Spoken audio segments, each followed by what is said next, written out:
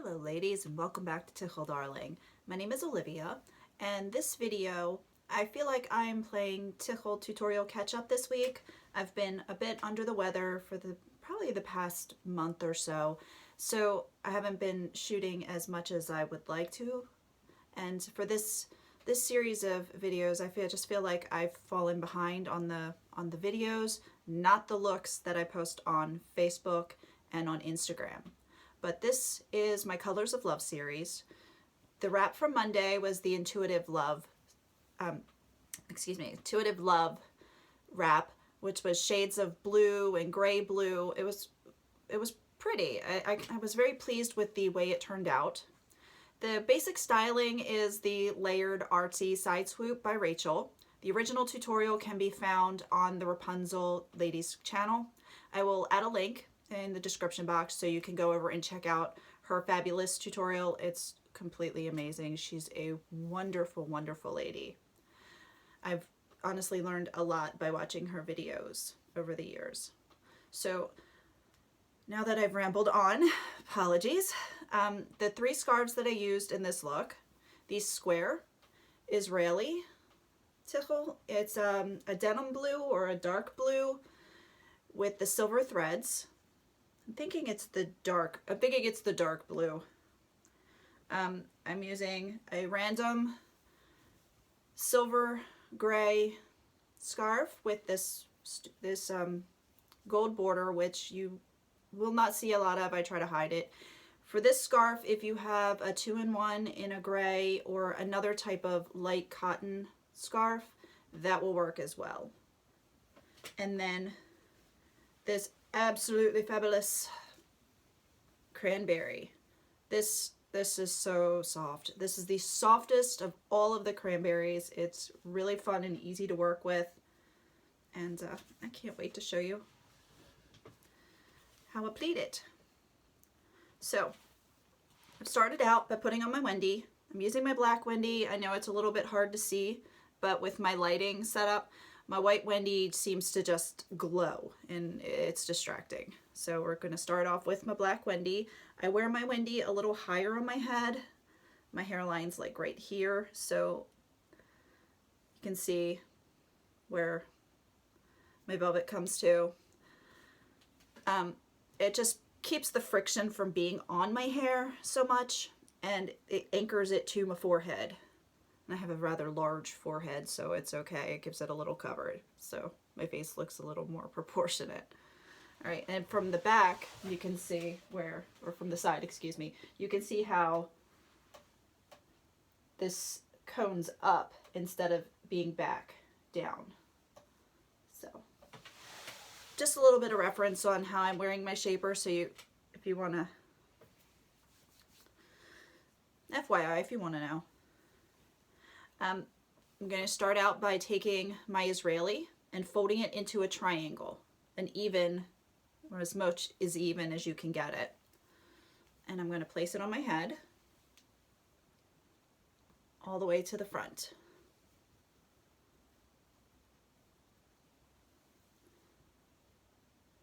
Okay. As you can see, it wants to fight a little bit, and if you get a little crease in it, that's perfectly okay. As it's hard to get the squares when they're folded in half to lay neatly. So a little bit of fussing and fighting is necessary, unfortunately, to get the squares to lay still.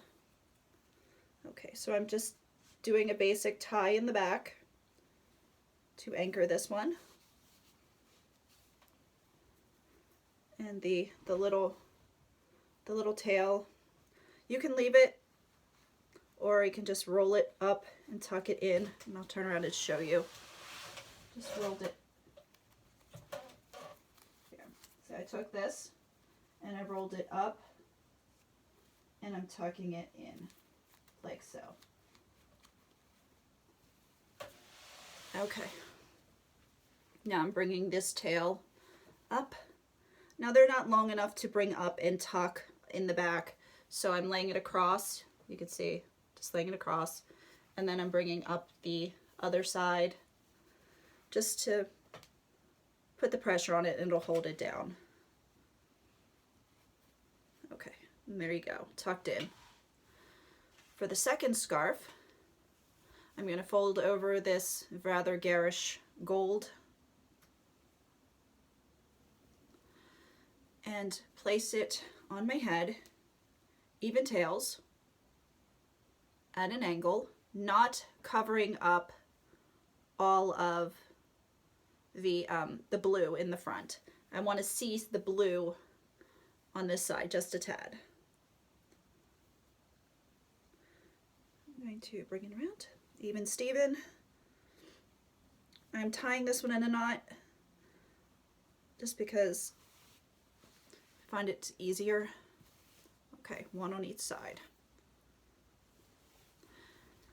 And then I'm taking my cranberry. Again, even Steven with the tails when we tie it on. And I'm going to keep it open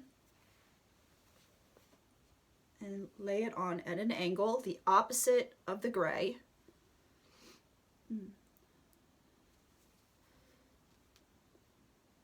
Keeping it open. And you can see a lot of the gray here. You can see some of the blue. And then I'll turn about. You can see I'm just gathering it up. Now for this one, I am so not tying this in a knot. This scarf is just too much for tying. I'm just bringing it around. Now, if you get to this point and you go, yeah, my scarf tails are so not even, you can just flip it back and try again. It happens all the time. It's no big to do.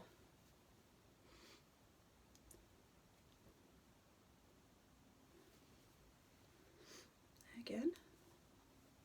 Here we go. Gathering up, gathering up.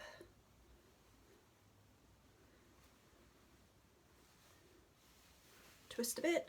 There we go. All right. Now, this side.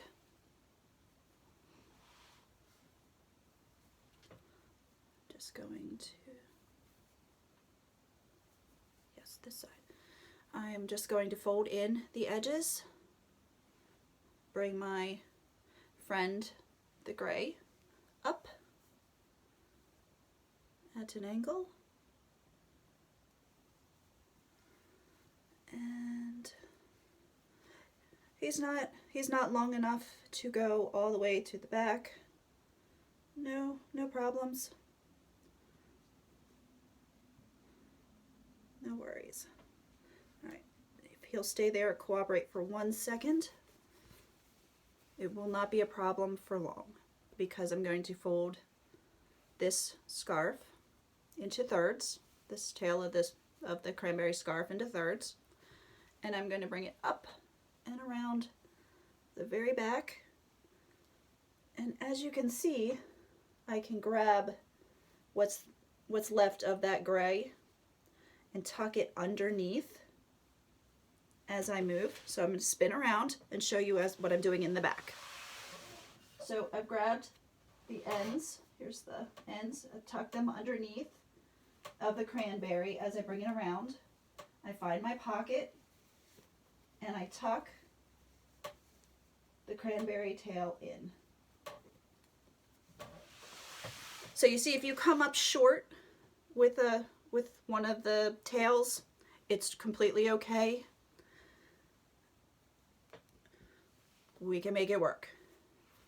Now for this part, the gray, we're going to fold it into thirds, again hiding all that wonderful gold, and I'm going to bring up, making it neat,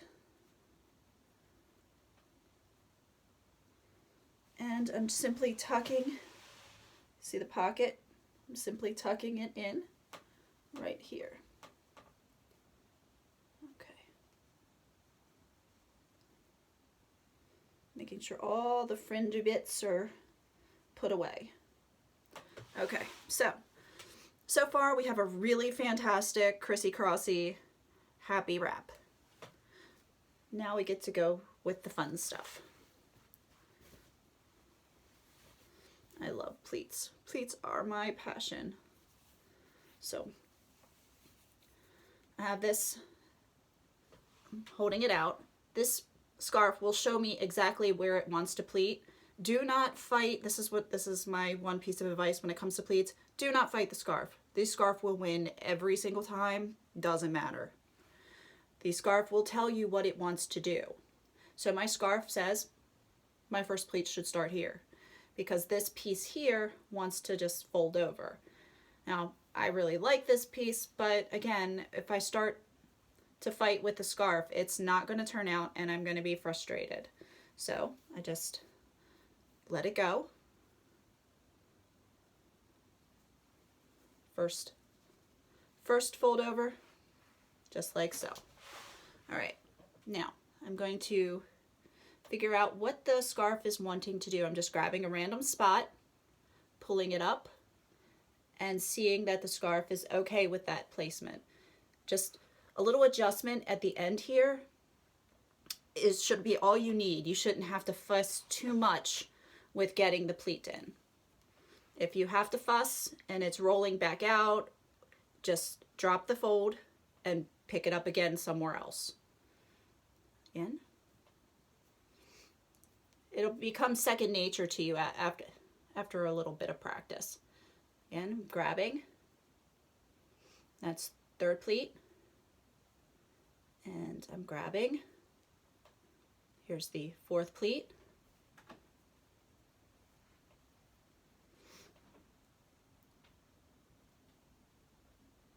And then I'm grabbing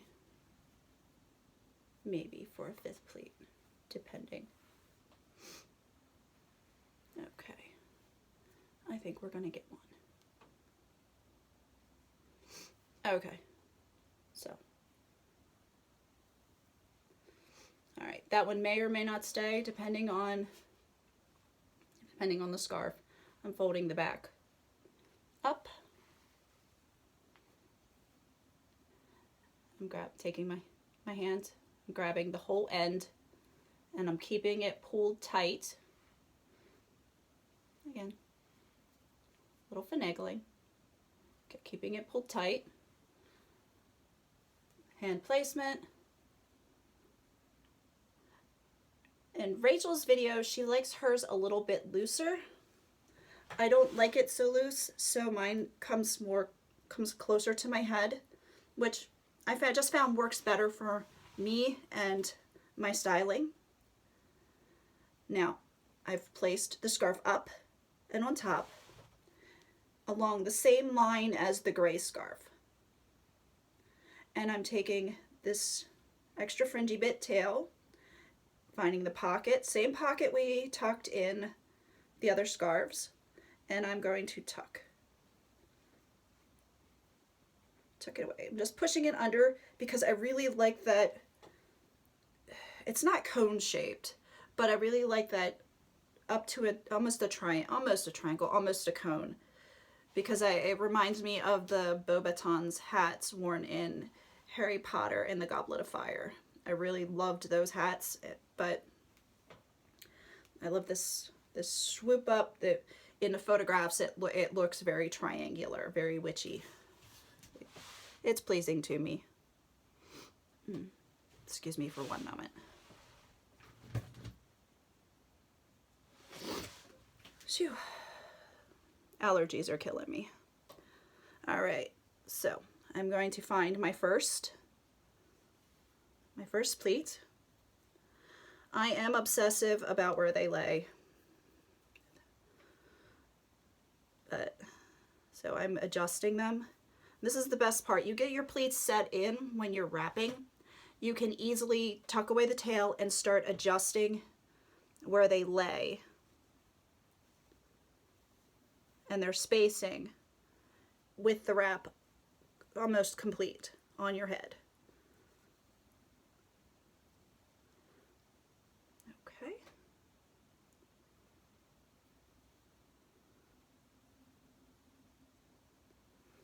Okay, so we're going to open that up. We're going to make sure this back piece is tucked.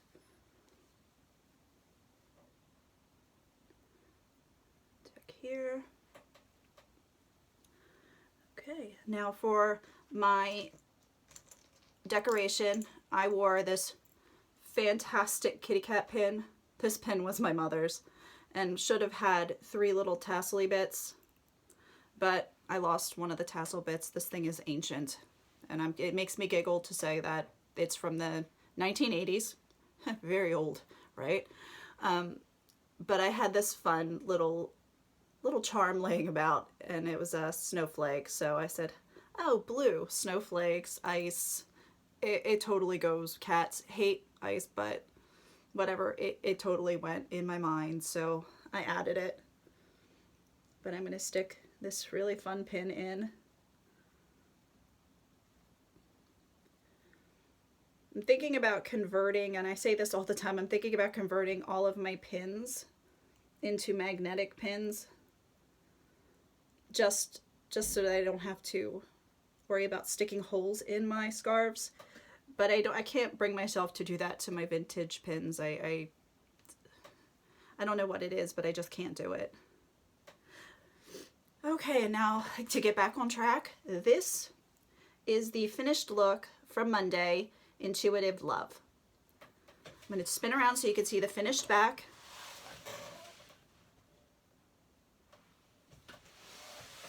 Thank you so much for watching this quite long video. I hope you ladies have a wonderful day.